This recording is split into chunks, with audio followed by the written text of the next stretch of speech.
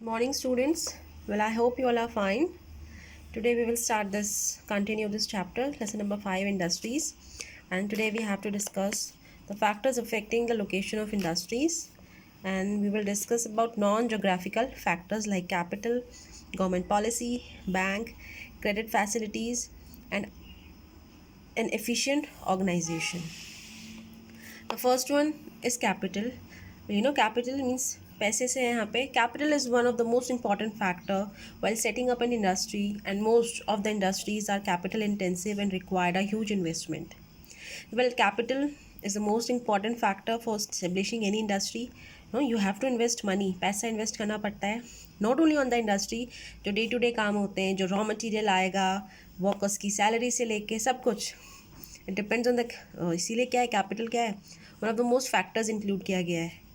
Most financials and capitals are available in major cities. Therefore, one of the major cities are industrial centers.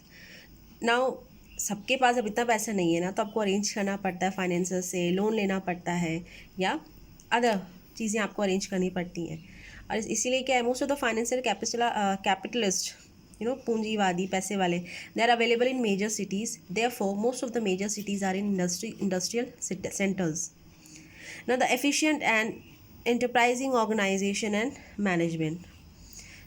सिर्फ capital नहीं, capital के साथ साथ we need someone efficient management organisation का. Manage करना हर चीज़ों को, रिसोर्सेज से लेके, ह्यूमन रिसोर्सेज से लेके बाकी रिसोर्सेज को मैनेज करना, लेबर्स प्रॉब्लम को टैकल करना, लॉकआउट सेल आउट करना. इसके अलावा और बहुत सारी चीज़ें हैं जिसके लिए हमें मैनेजमेंट, एक अच्छे मैनेजमेंट की ज़रूरत पड़ती है पैसे के साथ साथ. Technical know-how is also necessary, especially in the high specialized industries. Mostly major cities have good banking and credit facilities which are necessary for setting up large-scale industry. Well, in the cities especially, they have more banking and credit facilities जहाँ आपको पैसा easily मिल जाएगा bank loans के लिए और इन सब चीज़ों के लिए. इसीलिए जो सारी जो सिटीज़ क्या हैं, वो मेनली जो इंडस्ट्रीज़ हैं वो क्या है, सिटीज़ में हैं. The government plays an important role in planning and location of industry. Besides solving problems of public pollution and other disparities, government also set up industrial zones which supply land, water and electricity. Now the government role, the government policy, they also play an important role in planning and location of the industries. देखिए, industry setup करने के लिए सबसे पहले land चाहिए, isn't it? तो वो government provide करवाती है. और लैंड कैसी होनी चाहिए, अगर वो खेती वाली ज़मीन हुई तो हमेशा अवॉइड किया जाता है, क्योंकि agriculture is as important as the setting up the industries also. तो फिर इसीलिए बोलते हैं ना, गवर्नमेंट का बहुत बड़ा हाथ होता है लोकेशन और प्लानिंग में इंडस्ट्रीज़ के. फिर ऐसे एरिया जो पोल्यूशंस और पोल्यूशन जहाँ कम से कम हो, इसीलिए क्या है, जहाँ लोग रह रहे हैं उसके बीचों बीच भी कोई इस तरह की इंडस्ट्रीज़ नहीं खोल सकते जहाँ पे स्मोक निकल रहा हो और लोग को परेशानी हो. तो इसीलिए थोड़ा सा अलग, और इसीलिए गवर्नमेंट ने स्पेशली इंडस्ट्रियल जोन्स भी बनाए हैं जहाँ पे वो लैंड, वाटर और इलेक्ट्रिसिटी सप्लाई करते हैं इंडस्ट्रीज़ को सपोर्ट करने के लिए. बिकॉज इंडस्ट्रीज़ क्या है, किसी भी इकोनॉमी, किसी भी देश की बैकबोन बोला जाता है. Now the type of industries. Industries can be classified on the basis of sources of raw materials, management, size and other like location and nature of product. Now industries को classified अलग अलग differentiate भी किया जाता है on the basis of raw material, management and size. First we will discuss on the basis of raw material. On the basis of consumption of raw material, there are two type of industry, heavy industry and light industry. On the basis of consumption of raw material, दो industry हैं, heavy and light. Heavy industries are more capital, sophisticated equipment, skilled and unskilled labor, and large quantity of raw material. Its finished goods are also heavy. Iron and steel industry, locomotive and automobile industries. ये सारी heavy industries हैं, और इसमें क्या है, capital investment बहुत ज़्यादा है आयरन, ऑटोमोबाइल्स एंड लोकोमोटिव्स में. और स्किल्ड और अनस्किल्ड दोनों तरह के लेबर्स चाहिए होंगे. बट ऑब्वियसली फॉर इक्विपमेंट्स चलाने के लिए, लार्ज मशीनरी को चलाने के लिए क्या हमें स्किल्ड लेबर्स की ज़रूरत पड़ेगी. साथ ही साथ अनस्किल्ड लेबर की ज़रूरत भी पड़ेगी वहाँ सामान लोडेड, अनलोडेड और बहुत सारी चीज़ें करने के लिए. Now light industry needs less capital. Heavy capital अगर डिफ्रेंशिएट होगा, सो सबसे पहला डिफ्रेंशिएट कैपिटल के बेस में. यहाँ कैपिटल ज़्यादा चाहिए, यहाँ पे कैपिटल थोड़ा कम. Less number of workers, and its finished goods are light in weight, for example electric good, TV sets and sewing machine. Now on the basis of raw material, there are four industries. The number one is agro based. Agro based in the मतलब agriculture based होंगी, जैसे sugar, jute, cotton, vegetable oil, food processing industry. Sugar, इसके लिए sugar cane चाहिए, obviously उसके लिए agriculture होगा. तो क्या है, इन सब इंडस्ट्री का जो रॉ मटेरियल्स है वो एग्रीकल्चर पे डिपेंड है, इसीलिए इसे एग्रो बेस्ड इंडस्ट्री का है, इन सेंस एग्रीकल्चर पे बेस्ड है.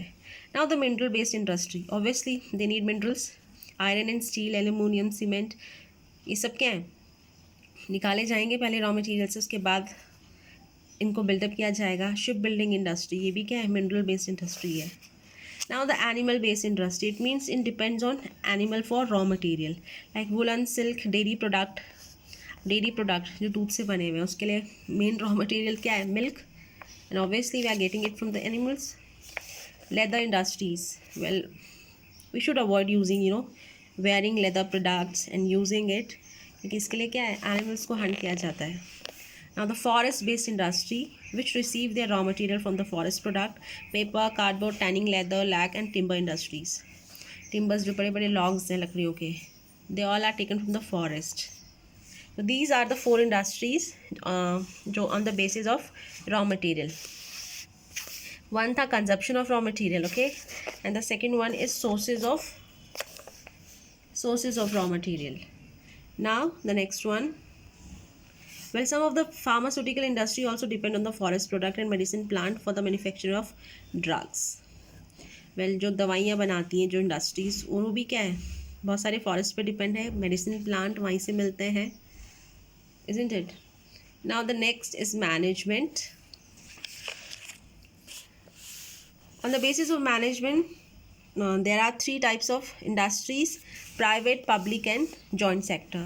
The private sector industries are managed and owned by individual industries or firms manufacturing, engineering and electronic goods. Well, you all have heard about Reliance India, right? It's a private sector industry owned by Ambani, isn't it? तो ये क्या है, private है, जो किसी एक individual उसका owner होगा, वो होंगी प्राइवेट सेक्टर्स में. Now the public sectors are owned by, control by state और सेंट्रल गवर्नमेंट. जो पब्लिक सेक्टर्स की इंडस्ट्रीज़ हैं, या तो वो स्टेट गवर्नमेंट उसे ओन करेगी या सेंट्रल गवर्नमेंट, कई बार दोनों जॉइंटली भी करती हैं, जैसे railway, transport service, telegraph, refineries, irrigation project, defence establishment, BHEL, Bharat heavy electric limited, Hindustan aeronauticals limited, electronic corporation of India, THDC. It's also public sector industry. Now the joint sector industries are joined by private firms and the state or the central government. Now the joint मतलब जोड़ने से ना, तो कई बार private firm state के साथ मिलके या सेंट्रल के साथ मिलके क्या है, ऑपरेट करते हैं और जॉइंटली काम करते हैं. All India Limited is an example of joint sector industry. Cooperative sector industries are owned and managed by cooperative basis by those who are producer of raw material. Sugar mills run by farmers and producing sugar cane sometimes. ये है cooperative sector industry का example. Now on the basis of size, we will discuss in the second video.